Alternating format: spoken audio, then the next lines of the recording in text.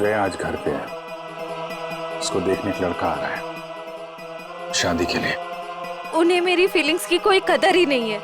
क्या? ये जो लेटर मैं लिख रहा हूँ ये आपको श्रेया तक पहुँचाना है। मेरा वो लेटर पढ़ा, तुमने जवाब नहीं दिया। कौन सा लेटर सर? यार मैंने श्रेया को वो लेटर नहीं दिया यार। तुमने तुमसे कहा कि तुमने उसे वो लेटर दे दिया। हाँ, मुंह मीठा कीजिए। इस खुशी में श्रेया और सिद्धार्थ की शादी पक्की हो गई।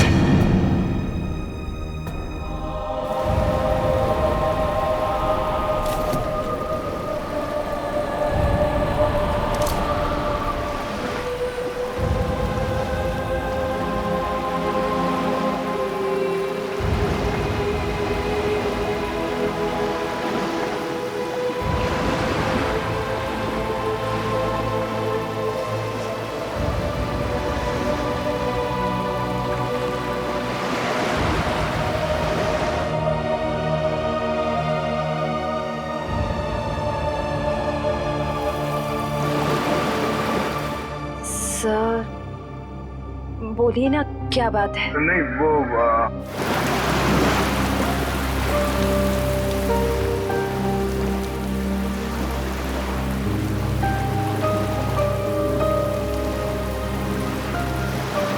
श्रेया और सिद्धार्थ की शादी पक्की हो गई।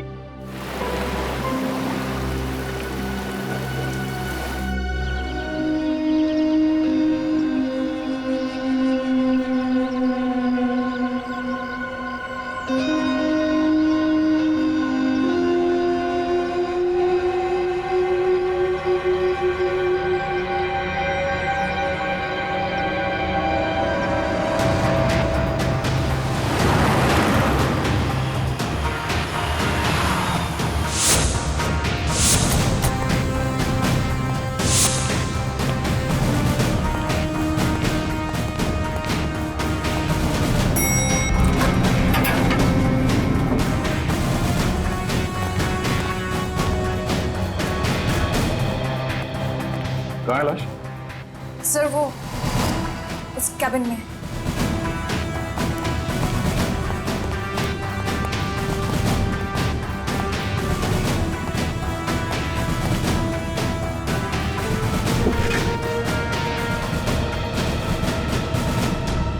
सर एक गोली लगी है सीने में।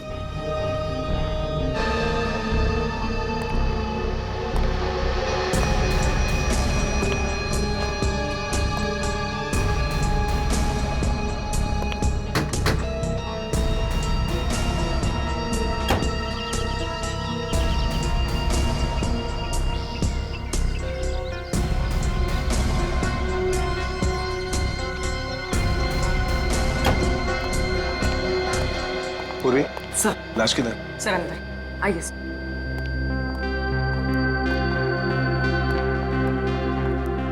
Hi there. क्या बात है? तुम्हारा खास दोस्त कहाँ है? अभिजीत? इस आदमी के शरीर में गोली लगी है और कोई एग्जिट वुंड नहीं है। सर, कमरे को अच्छी तरह से चेक करो। Excuse me. हाँ प्लीज प्लीज।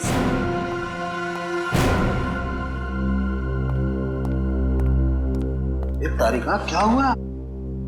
ये तो एकदम उखड़ गया था। कुछ गलत तो नहीं कह दिया मैंने?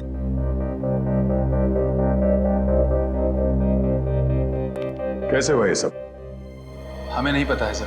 क्या नाम है आपका? जी श्लोक। कितने लोग काम करते हैं यहाँ ऑफिस में? कोई 20-22 लोग। 20-22 लोग। दिन दहाड़े कोई आपके डायरेक्टर के कमरे के अंदर घुस जाता है, उसे मार देता है, और आप में से किसी ने कुछ नहीं देखा? सर मैं आपको सिर्फ इतना बता सकता हूँ कि जो कुछ भी हुआ है वो 1:30 से 2 के बीच हुआ होगा। खून किसने किया वो आप नहीं जानते। खून कितने बजे हुआ ये आपको मालूम है? हाँ सर, क्योंकि सर के केबिन का दरवाजा 1:30 से 2 के बीच अपने आप लॉक हो जाता है। क्यों लॉक हो जाता है वो तो नहीं पता, सर ने ऐसे ही बनवाया है। तो क्या करते क्या थे कैबिन में 1:30 से 2 के बीच? सर हो सकता है कि वो अपने वाइफ से बात करता हो और नहीं चाहता हो कि कोई उसे डिस्टर्ब करे। नहीं सर, सर शादीशुदा नहीं थे। तो फिर करते क्या थे वो? हाँ? पूजा करते थे, खाना खाते थे, क्या करते थे? सर वो घर से खाना खा के आते थे। और ये कैबिन का दरवाजा हर रोज ऐसे ही बंद होता था? जी सर। जी तो फिर आज उसी दौरान उनका खून हुआ, ये आप लोग कैसे कह सकते हैं? सर ये शालिनी है सर। इनको अंकुश सर से मिलना था। ये दौड़ते हुए उनके केबिन में गई, लेकिन अरे शालिनी, तुम भाग के कहाँ जा रही हो? सॉरी रचना, वो बॉस से कुछ अर्जेंट काम है मुझे। सर से मिलने जा रही हो? लेकिन अभी तो 1:30 बजने वाले हैं, केबिन बंद हो जाएगा उनका। पता है, इसलिए तो जल्दी जा रही हूँ। Excuse me.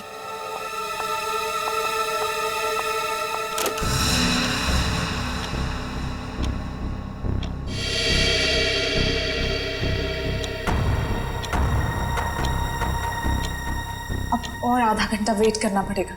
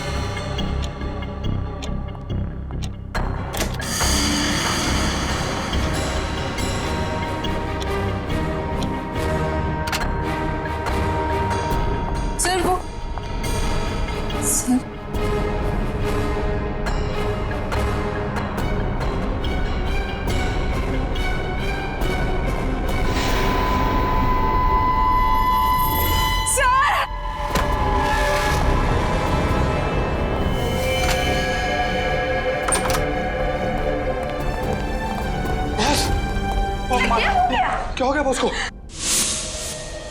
तो इसीलिए आप लोगों का मानना है कि दरवाजा बंद होने के बाद उनका खून हो? हाँ सर। सर कैबिन में कोई हथियार नहीं मिला। सर हो सकता है कमरे में कोई ऐसा मैकेनिज्म हो जिससे गोली खुद ब खुद चल गई हो।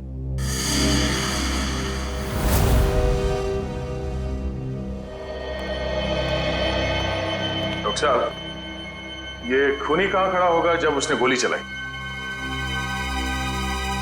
ये देखो, यहाँ टेबल पर खून के छींटे पड़े हुए हैं। इसका मतलब साफ है, खूनी वहां खड़ा था जब तुम खड़े हो। और ये अंकुश यहाँ था। सामने से खूनी ने गोली चलाई जो अंकुश के सीने में आकर के लगी, और गोली लगते ही अंकुश। और अगर गोली किसी मैकेनिज्म से चलाई गई है तो मैकेनिज्म इसी लाइन में होनी चाहिए। बिल्कुल। रेडी निखिल, जरा देखो कोई मैकेनिज्म दिखता है क्या? मैकेनिज्म? हाँ, जिस वक्त अंकुश की मौत हुई उस वक्त ना कोई कमरे में बाहर से अंदर आया और ना कोई अंदर से बाहर गया। आप लोगों को पता है कि मौत कितने बजे हुई?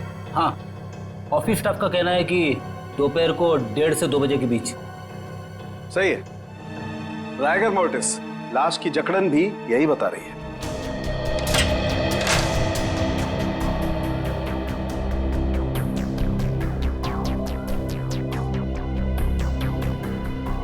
सर, यहाँ तो कोई मैकेनिज्म दिख नहीं रहा है।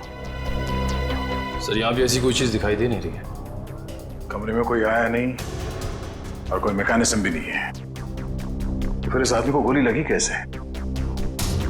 कि ऐसा तो नहीं कि ये दरवाजा लॉक होने से पहले इसे गोली लगी हो? एक बात बताइए, आप में से किसी ने ये दरवाजा बंद होने से पहले अंकुश को जिंदा देखा था? No sir. नहीं सर। ठीक है, एक काम करो, शुरू से बताओ जब आपके बॉस अंकुश यहाँ इस ऑफिस में आए।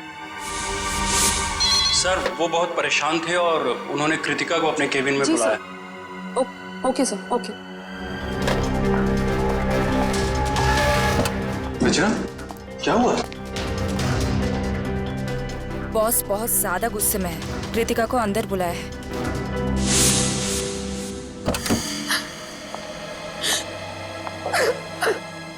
क्या हुआ कृतिका?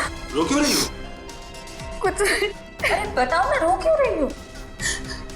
कुछ नहीं हुआ। अरे बताओ तो कृतिका। तो कृतिका अभी कहाँ है? ऑफिस से चली गई क्या वो? नहीं सर, उसका बैग तो यहीं है।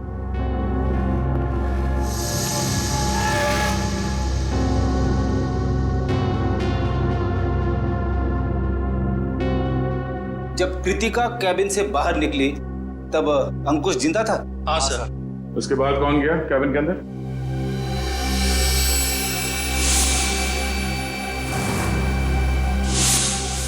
देखिए, हम एक सवाल 2 बार नहीं पूछेंगे आप लोगों से। हम यहाँ ये पता करने की कोशिश कर रहे हैं कि आपके बॉस का खून किसने किया, और इसके लिए हमें आपके सहयोग की जरूरत है। और आपके ऐसे चुप रहने से कुछ हासिल नहीं होगा। इसलिए बताइए, कृतिका के बाहर आने के बाद अंकुश के कैबिन में कौन गया था? सर, त्र्यंबक, रचना और मैं। उस वक्त कितने बजे थे?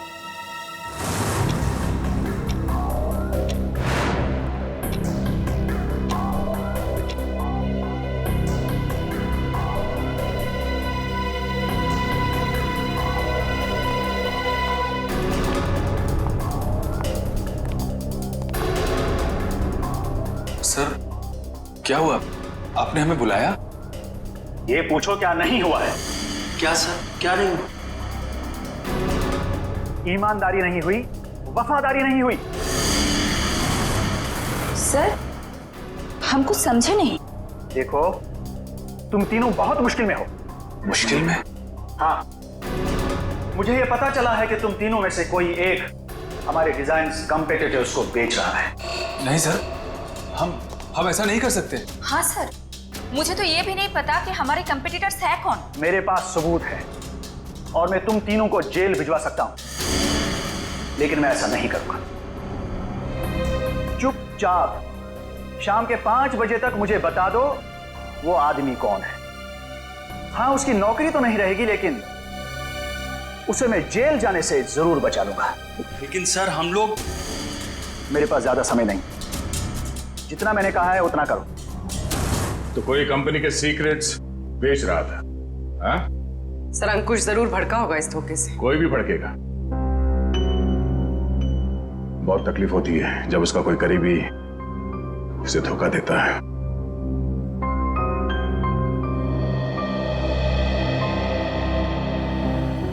तुम तीनों में से कोई एक धोखेबाज है, वरना अंकुश सिर्फ तुम तीनों से पूछताछ क्यों करेगा इस बारे में? सर, हम बेकसूर हैं। कोई हमें फंसाने की कोशिश कर रहा है। तुम लोगों ने ही मारा है अंकुश को, और अब ये बेकसूर होने का नाटक कर रहे हो। नहीं सर, हम सच कह रहे हैं। सर, यही कोई 1:15 हो रहा होगा। और वो जिंदा थे जब तुम बाहर आई? हाँ मैम। जी। तो उसके बाद कौन गया था केबिन में? सर, मुझे पता नहीं है। मैंने किसी को जाते हुए नहीं देखा सर। मैंने भी किसी को अंदर जाते हुए नहीं देखा। सब सबका जवाब एक ही है। सर, समझ में नहीं आ रहा है कौन सच बोल रहा है और कौन झूठ। सर, ये खूनी जो कोई भी है, सर इन तीनों के बाहर आने के बाद दरवाजा लॉक होने से पहले अंकुश के केबिन में घुसा होगा। और अंकुश का खून करने के बाद शालिनी के आने से पहले निकल गया होगा। खूनी कौन हो सकता है? तो कमरे के अंदर घुसा और किसी ने उसे आते जाते नहीं देखा। अंकुश के कमरे से बाहर निकलने के बाद तुम तीनों कहाँ थे? सर, हम कॉन्फ्रेंस रूम की तरफ चले गए थे ये झूठे लगे इल्जाम के बारे में बात करने के लिए। लेकिन थोड़ी देर के बाद जब हम बाहर लंच के लिए आए तो देखा शालिनी अंकुश जी के रूम की तरफ जा रही थी। 1:15 से लेके शालिनी के कमरे के बाहर आने तक किसी ने किसी को कमरे के अंदर जाते हुए देखा? सर, हमने ध्यान नहीं दिया क्योंकि कृतिका ही ये सब देखती थी। ये कृतिका है कहाँ? पता नहीं सर, बहुत टाइम से आपने उसे देखा नहीं। पूरी से देखो, जब तक कृतिका नहीं मिल जाती कुछ पता नहीं चलेगा। आप लोग सीसीटीवी कैमरा की फुटेज क्यों नहीं देखते? उसमें पता चल जाएगा। तुम कौन हो? जी, मैं सुमित, कृतिका का बॉयफ्रेंड। और ये सीसीटीवी कैमरा के बारे में क्या बता रहे हो? कृतिका ने मुझे बताया था कि बॉस ने स्टाफ पे नजर रखने के लिए उसके डेस्क पे एक सीक्रेट कैमरा लगा रखा था। खुफिया कैमरा?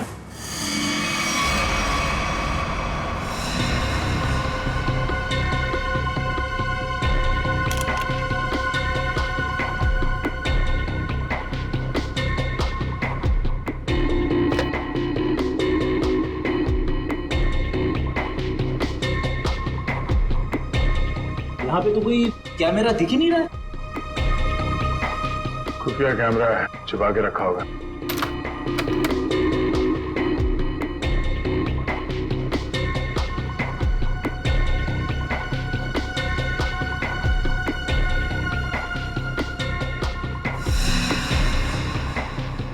ये देखो,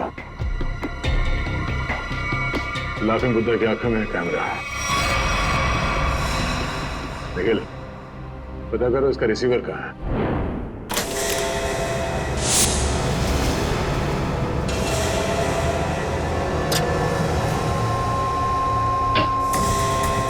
मैम,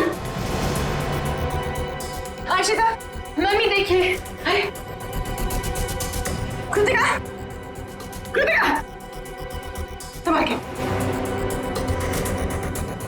कृतिका, जाओ। कृतिका, कृतिका। क्या हो गया? सर इसने आत्महत्या करने की कोशिश की। सर जहर निकाल। इसे हॉस्पिटल ले जाना होगा। पीछे एम्बुलेंस है, उसमें डालो जल्दी। कृतिका, ठीक है। एक मिनट, ले जाओ। ठीक क्या हुआ? संभाल के। निखिल, उस खुफिया कैमरे का रिसीवर मिला? हाँ सर, उस सीक्रेट कैमरा का ये सब मिल गया है। गुड, जरा फुटेज प्ले करो। देखते हैं रचना, त्रिंबक और श्लोक के निकलने के बाद अंकुश के कमरे में कौन गया था।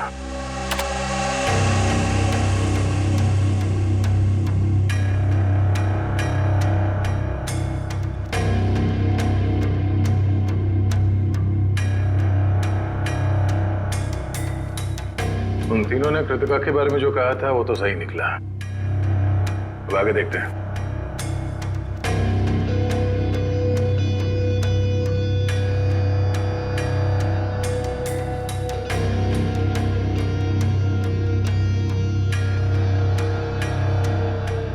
देखते हैं इस खुफिया कैमरा की आंखों ने ऐसा कुछ देखा है कि जो यहां काम करने वाले 20-22 लोगों ने नहीं देखा और अंकुश की मौत हो गई।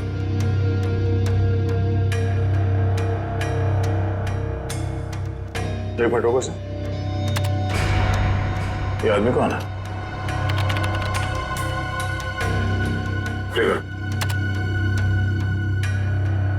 फॉरवर्ड करो से। बस इसका चेहरा तो ठीक से दिख ही नहीं रहा है। ये आदमी कैबिन के अंदर गया एक 20 को, बाहर निकला एक 25 को और बड़ी हड़बड़ाहट में निकला है बाहर। निकले, काम करो, ऑफिस के स्टाफ मेंबर्स को बुलाओ और हाँ, उस वॉचमैन को भी लेके आओ अंदर।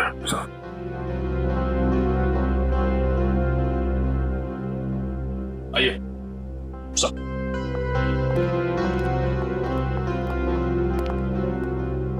देखिए, इस आदमी को पहचानते हैं आप? नहीं सर, हमने इन्हें कभी ऑफिस में नहीं देखा। तुम? नहीं सर, इससे पहले मैंने कभी इसे देखा नहीं। श्लोक? नहीं सर, मैंने भी इसे नहीं देखा। वॉचमैन, तुम तो एंट्रेंस में थे, तुमने तो देखा होगा साथ ही जाते। हाँ, पहचानते हो कौन है? नहीं सर, मैंने इसे कभी नहीं देखा। अरे तो फिर ये अंदर आया कैसे? उड़ के आया क्या? मेरा एक फोन आया था, मैं 5 मिनट के लिए थोड़ी दूर चला गया था, शायद ये तब आया होगा। अच्छा निखिल, एंट्रेंस में जो कैमरा है उसका फुटेज चेक करो।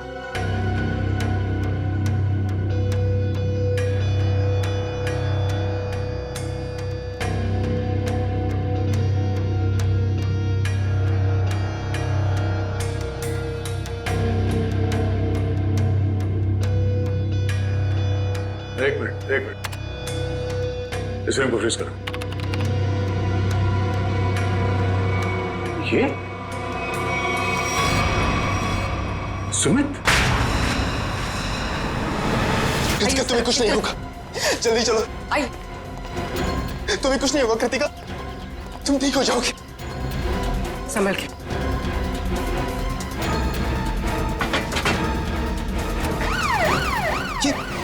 कहीं नहीं जा रहा। ये क्या कर रहे हैं सर? कृतिका के पास मेरा रहना जरूरी है।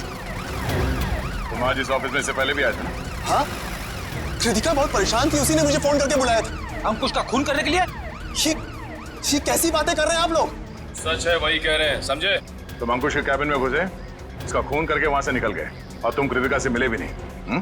सर ऐसा कुछ भी नहीं है, मेरी बात समझने की कोशिश कीजिए। आप लोग जैसा समझ रहे हैं ऐसा कुछ भी नहीं, मैंने किसी का खून नहीं किया है। चल अंदर चल, तेरी राम कहानी हम लोग वहीं सुनेंगे। सर मैं सच कह रहा हूँ, मैंने खून नहीं किया है।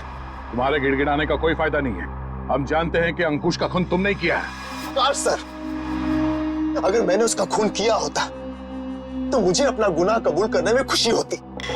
मैं उसे मारना चाहता था लेकिन मार नहीं पाया। तुम अंकुश को क्यों मारना चाहते थे? क्योंकि वो कृतिका को परेशान कर रहा था, उससे शादी करना चाहता था। कहता था कि अगर शादी नहीं करोगी तो उसे नौकरी से निकाल देगा। बार बार अपने एमडी होने की धमकी देता था। क्या करती बेचारी कृतिका, उसके ऊपर उसके बूढ़े माँ बाप की जिम्मेदारी थी। इसलिए तुमने बदला ले लिया अंकुश का खून करके?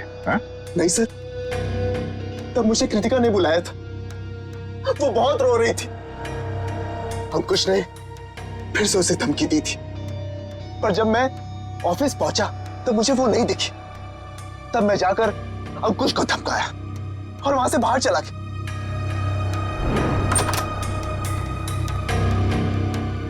कौन हो तुम? बहुत हो गया अंकुश, कृतिका से दूर रहना, वरना क्या करोगे? जान से मार दूंगा तुझे।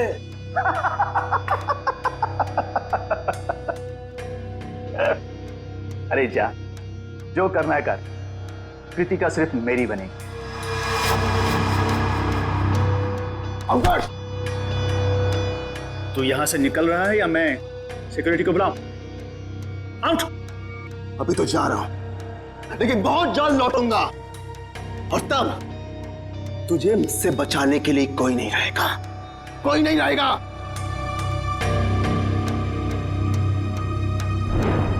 हमारे पास सबूत है, तुम 1:20 में अंकुश के कमरे के अंदर गए थे और ठीक 1:25 को बाहर निकले थे। क्यों? फिर भी मैं बार बार यही कहूंगा कि मैंने खून नहीं किया है। देखो सुमित, दया सर को गुस्सा मत दिलाओ, सीधी तरीके से मान जाओ कि खून तुमने किया है। क्योंकि तुम्हारे जाने के बाद यहाँ की स्टाफ शालिनी जब कैबिन में गई तब अंकुश मरा पड़ा था।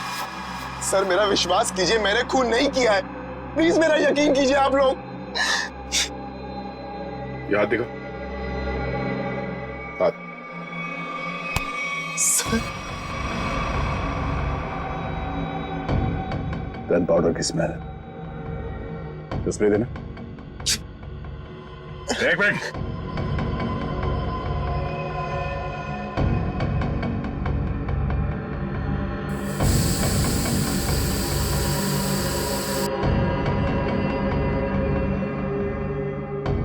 तुम्हारी उंगलियों पे गन पाउडर है, इसका मतलब है हाल ही में तुमने गोली चलाई है। नहीं सर, अंकुश का खून तुम नहीं किया है। मैंने गोली नहीं चलाई सर। तो फिर ये गन पाउडर तुम्हारी उंगलियों पे कैसे आया? सर प्लीज सर, मेरा विश्वास। गन पाउडर कैसे आया तुम्हारे हाथ पे?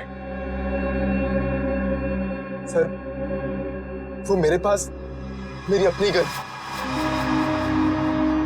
उससे गलती से चल गई थी जब मैं आज अपने घर पर था। तुम्हारे पास अपनी गन है? लाइसेंस है? हाँ? नहीं। तो गैर कानूनी तरीके से गन रखी थी तुमने? हाँ? सिर्फ और सिर्फ अंकुश को मारने के लिए। अगर आज उससे कोई नहीं मारता तो मैं शायद उसे जरूर मार देता। तो गन कहाँ रखी है तुमने? बाहर फ्लावर पॉट में। गन को बाहर क्यों छोड़ा तूने? हाँ? क्योंकि कृतिका ने मुझे कसम दी थी कि मैं अपने साथ गन अंदर लेकर ना आऊं, वरना गुस्से में मैं कहीं उसके बॉस को मार ना दूं, इसलिए बाहर छोड़ दी। चल दिखा वो गन कहाँ है।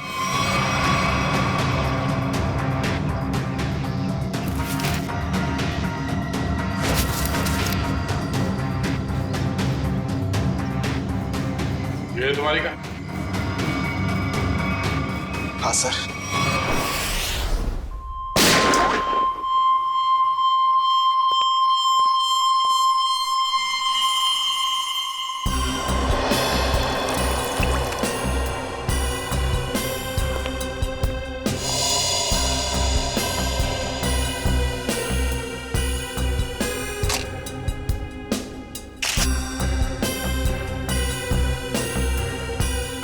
मेरी समझ में नहीं आ रहा है कि आप लोग मेरी गन को चेक क्यों कर रहे हैं, जबकि मैं इसे ऑफिस में लेकर गया ही नहीं था। दोनों बार प्लांट में ही छिपा दिया था।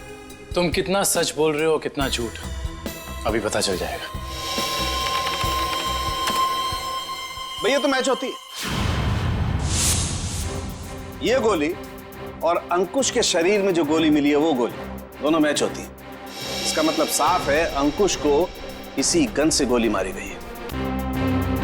अब बोलो, तो तुमने दोनों बार ये गन ऑफिस के बाहर वाले गमले में छुपा दी थी? सर मैं आपसे बार बार कह रहा हूं कि मैंने अंकुश को नहीं मारा। जब मैं उसके कैबिन से बाहर निकल रहा था तो वो जिंदा था। जरूर मुझे कोई फंसाने की कोशिश कर रहा है। तो मतलब तुम्हारी गन अपने आप गमले से बाहर आई, अंकुश जी को गोली मारी और फिर आके गमले में छुप गई। और ये कहानी है सर? अरे मैं कोई कहानी नहीं बना रहा हूं, मेरा विश्वास कीजिए। एक सेकंड, कॉल। क्या? हाँ, मुझे याद आ गया। जैसे ही मैं अंकुश के कैबिन से बाहर निकल रहा था, उसके मोबाइल पर एक कॉल आया था। और उसने वो कॉल रिसीव किया था? हाँ।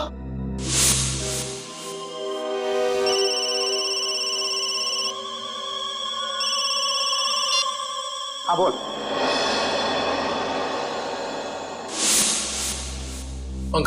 अंकुश का मोबाइल चेक करो। सर अगर अंकुश ने ये कॉल रिसीव किया है तो शायद वो तुम्हारे निर्दोष होने का सबूत हो।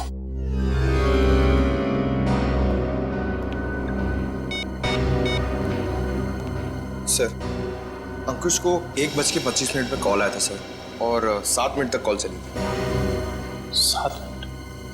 1:25 को कॉल आया था।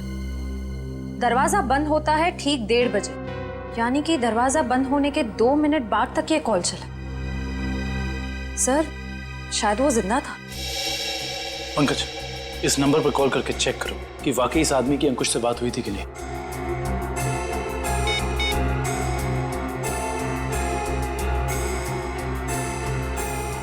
अंकुश नहीं, मैं सीआईडी ऑफिसर पंकज बोल रहा हूँ। अच्छा एक बात बताइए, आपने आज अंकुश को फोन कॉल किया था? आपकी बात हुई थी उससे? अच्छा, लगभग कितने मिनट तक बात हुई थी? 5 से 7 मिनट। अच्छा ठीक है, थैंक यू वेरी मच। नहीं कोई टेंशन। सर 7 मिनट तक बात हुई थी सर। देखा सर, मैं सच कह रहा हूं, मैंने अंकुश को नहीं मारा है। इसका मतलब सुमित खूनी नहीं है, तो फिर खूनी कौन है? कहीं खूनी पहले से ही तो कैबिन में छुपकर नहीं बैठा था और दरवाजा लॉक होते ही उसने अंकुश को गोली मार दी और फिर वहां बैठकर इंतजार कर रहा था। और जब 2 बजे बाकी का सारा स्टाफ अंदर आया कैबिन में अंकुश की लाश देखने, तो मौका देखकर वो भी उनके साथ निकल गया।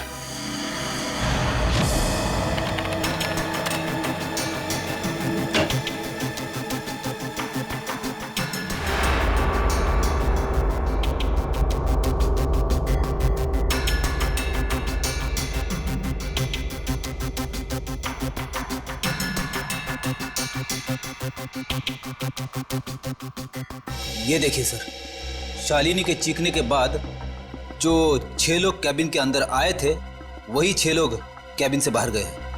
इसका मतलब है कैबिन के अंदर कोई छुपा हुआ नहीं था। कैबिन के अंदर कोई छुपा हुआ नहीं था। इस दरवाजे से कोई अंदर नहीं आया और अंकुश इस कमरे में अकेला था जब ये दरवाजा बंद हुआ। तो इस कमरे के अंदर आने का इस दरवाजे के अलावा सिर्फ एक ही रास्ता है, वही ये खिड़की।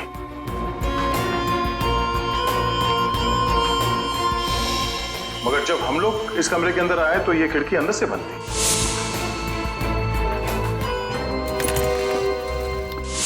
तो अगर हम ये मान के चले कि कोई इस खिड़की के जरिए अंदर आया है तो नीचे से ऊपर आना तो बहुत मुश्किल है और किसी ने तो देखा ही होगा उसे ऊपर आते हुए। दूसरा रास्ता बचता है ऊपर टेरेस से।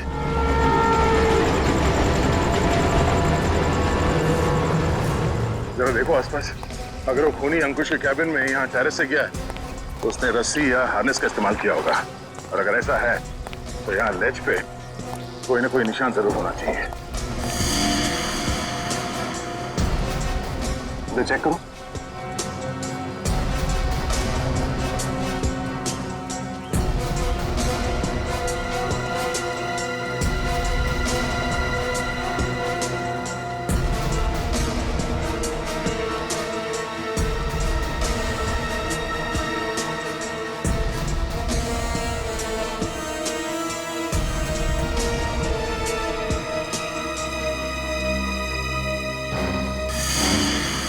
ये देखो, यहाँ पर निशान है। ये निशान, उसने रस्सी को यहाँ से बांधा और यहाँ से नीचे उतरा, क्योंकि ठीक नीचे यहाँ पे अंकुश का ऑफिस है। और फिर रस्सी सपोर्ट के लिए शायद वहां उस पे बांधा होगा। ये देखो, रस्सी के घिसने का निशान है यहाँ पे। इसका मतलब है उसने रस्सी यहाँ इस पाइप पे बांधा और वहां से नीचे अंकुश के कैबिन में गया। कमाल है सर, खूनी इतना कुछ करता रहा लेकिन किसी ने उसे देखा तक नहीं। खूनी ने जिस तरीके से मेहनत की है खून करने के लिए, उससे तो साफ साफ दिख रहा है सर, उसके दिल में कितनी नफरत भरी पड़ी थी अंकुश के लिए। ये पता करना पड़ेगा कि वो है कौन जिसे अंकुश से इतनी नफरत थी, और उसे ये भी पता था कि अंकुश के कैबिन का दरवाजा 1:30 से 2 बजे के बीच बंद होता है। वो ना हो ये कोई ऑफिस का ही आदमी है।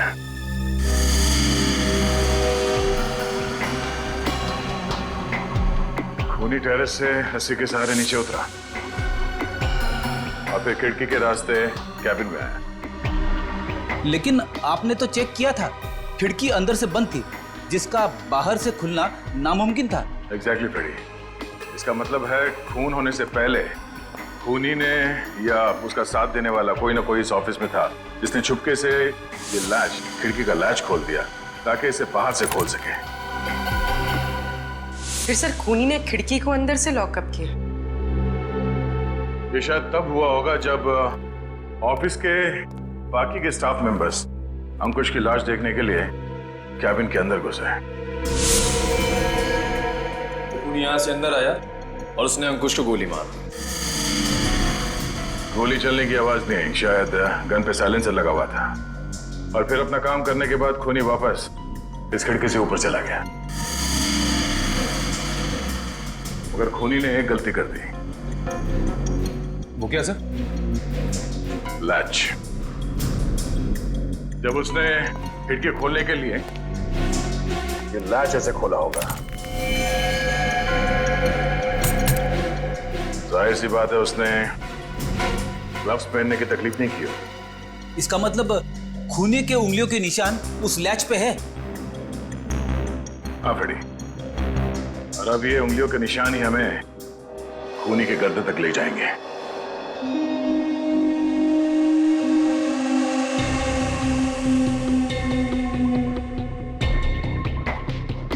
सर आप लोग हम पर शक कर रहे हैं? हाँ, क्योंकि खूनी आप लोगों में से कोई है। ये क्या कह रहे हैं आप सर? सही कह रहे हैं, थोड़ा इंतजार करो। उस खिड़की के लैच पे जो उंगलियों के निशान मिले हैं, अगर वो आप में से किसी के फिंगरप्रिंट्स के साथ मैच होते हैं तो पता चल जाएगा कि अंकुश का खूनी कौन है।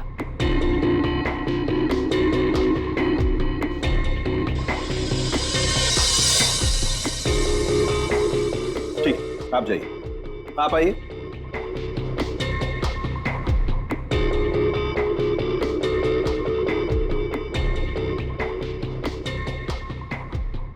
ठीक, जाइए। दया, इन सब लोगों के फिंगरप्रिंट्स तो ले लिए, अब जरा इन्हें मैच करके देखते हैं। ठीक है सर। हाँ?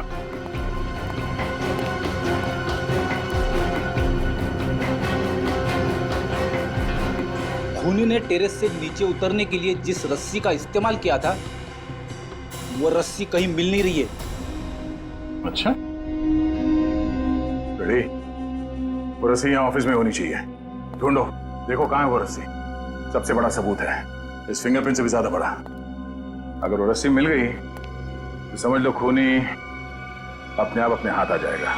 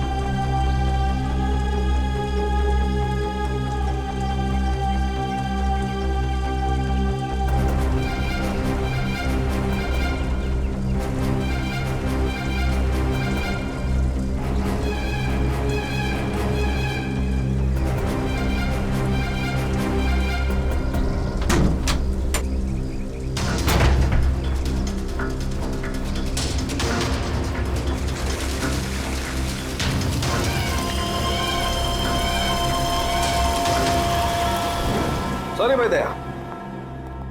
क्या हुआ सर? डॉक्टर तारिका, केबिन में मिले फिंगरप्रिंट्स इनमें से किसी से मैच नहीं हो रहे। ये कैसे हो सकते डॉक्टर तारिका? इनमें से किसी न किसी के उंगलियों के निशान मैच होने चाहिए थे।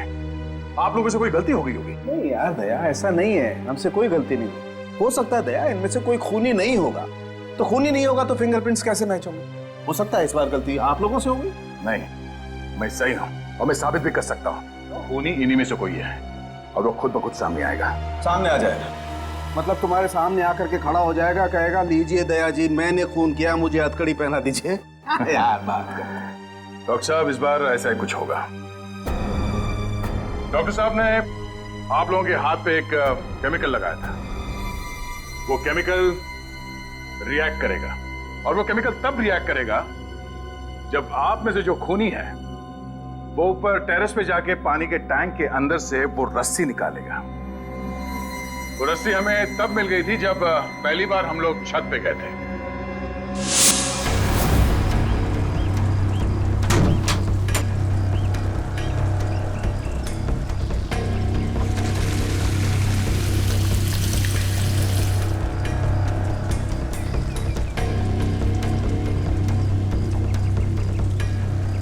तैयारी के साथ आया था। उस रस्सी पे हमने एक केमिकल लगाया है और वो केमिकल तब रिएक्ट करेगा जब आप लोगों के हाथ पे लगा हुआ केमिकल उसके कांटेक्ट में आएगा। आप लोगों के हाथ चमकने लगेंगे अंधेरे में। Lights off.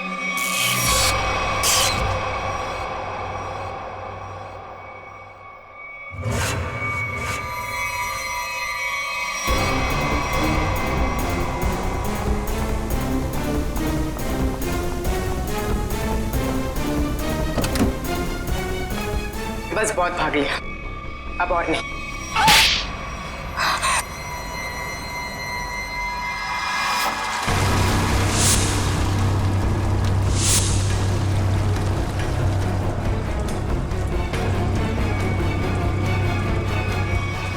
तुमने अंकुश को क्यों मारा? तुम्ही कंपनी के सीक्रेट्स बेच रही थी ना? और जब अंकुश तुम तीनों से पूछताछ कर रहा था, तुम जानती थी कि तुम्हें उससे छुटकारा पाना है। हाँ?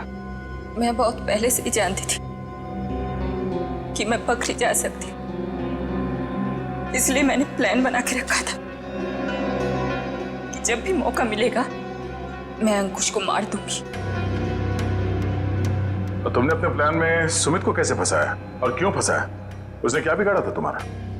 मेरी सबसे अच्छी सहेली को मुझसे दूर कर दिया था। मैं और कृतिका अच्छे दोस्त हुआ करते थे, लेकिन जब से सुमित उसकी जिंदगी में आया था तब से कृतिका उसकी बातें करती रहती थी। सुमित ऐसा है, सुमित वैसा है, सुमित ने ये किया, सुमित ने वो किया, सुमित सुमित सुमित। इस सुमित से मुझे नफरत होने लगी थी। दिन रात उसके साथ फोन पे लगी रहती थी। इस सुमित के चक्कर में वो मुझे भूल गई थी। और आज सर के केबिन से निकलने के बाद कृतिका ने जब सुमित को फोन करके बताया कि गन को कहीं छिपा देना, मैं अपनी सहेली को मैं वापस पाना चाहती थी। और यही सही मौका था सुमित को फंसाने का। इसलिए तुमने अंकुश को मारने के बाद अपनी गन सुमित के गन के साथ बदल दी, और अंकुश के शरीर पे जो गोली मिली वो उस गन के साथ मैच हो गई, जिसकी वजह से सुमित फंस गया।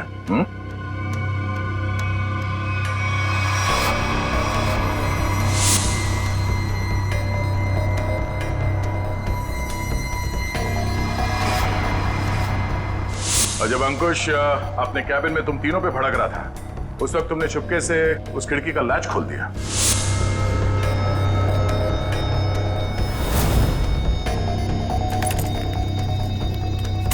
और तुमने मौका पाके विंडो का लैच तब लॉक किया जब सब अंकुश की डेड बॉडी देख रहे थे, है ना?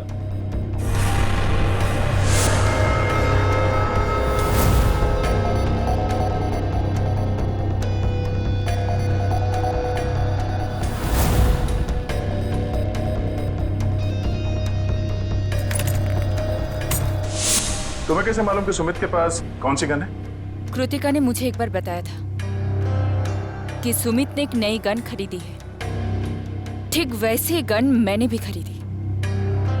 और आज जब सुमित दोबारा ऑफिस में आया तो मुझे पता था कि वो गन फिर से कहीं बाहर रख के आया होगा। और मौका मिलते ही मैंने वो गन बदल दी। क्या फायदा हुआ तुम्हें ये सब करके? हाँ?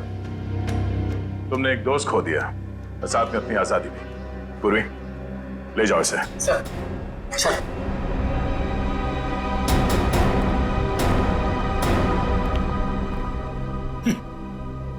लोग भी दोस्ती में क्या क्या करते हैं सर। हाँ फ्रेडी, कुछ तो पीठ पे छुरा घोंपते हैं।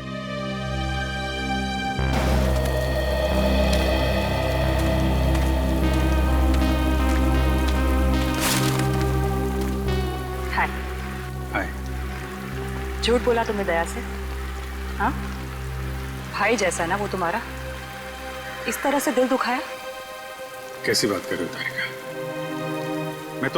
मैं तो सपने में भी उसका दिल दुखाने की नहीं सोच सकता।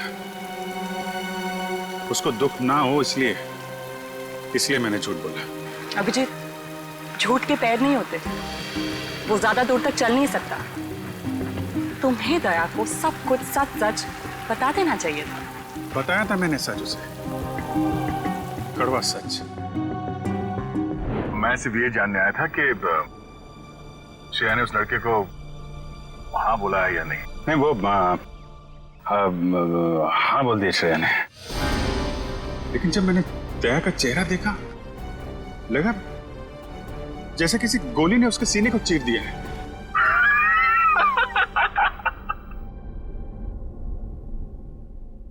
अरे यार, क्या लड़का आया नहीं, तबीयत खराब हो गई उसकी।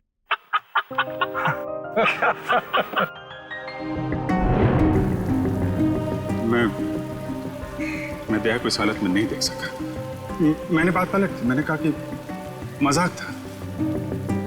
सिद्धार्थ का परिवार तो आया ही नहीं।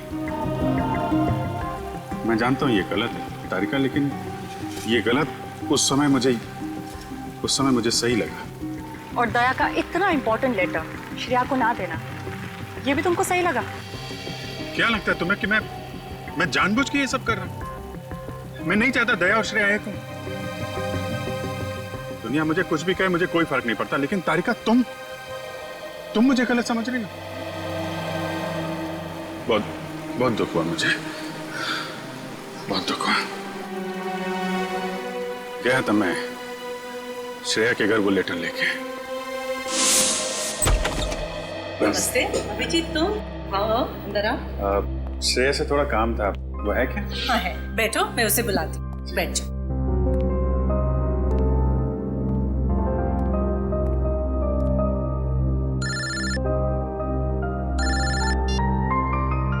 अरे भाई, तुम्हारा ही काम करने आया हूँ यार। अरे भूल कैसे सकता हूँ, लेटर है मेरे पास, अभी दिया नहीं है। जैसे ही श्रेया आती है ये लेटर उसके हवाले कर दूंगा। हैं? अरे यार थोड़ा तो सब्र रखो यार। हाँ मैं करता हूँ। नमस्ते अंकल। अभिजीत, मैं तुम्हारे हाथ जोड़ता हूँ, तुम दया का कोई भी लेटर श्रेया को नहीं दोगे। लेकिन दया और श्रेया तो... मैं जानता हूँ दया और श्रेया कुछ कहते नहीं, लेकिन वो एक दूसरे के काफी करीब हैं। मगर मैं अब नहीं चाहता हूँ कि श्रेया अपना फैसला बदले। ये तो दोनों के साथ ज्यादती होगी।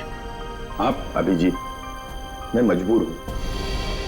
मैंने पिछले साल सिद्धार्थ के पिता से एक बड़ी रकम उधार ली थी, जो मेरे अलावा मेरे घर में कोई नहीं जानता। और अगर श्रेया ने इस शादी से इनकार किया तो वो लोग सारे पैसे वापस मांग सकते हैं, जो मैं अभी देने की स्थिति में नहीं हूं। लेकिन अंकल ये तो श्रेया की जिंदगी का सवाल है। तो मैं क्या करूं? इतने पैसे कहां से लाऊं?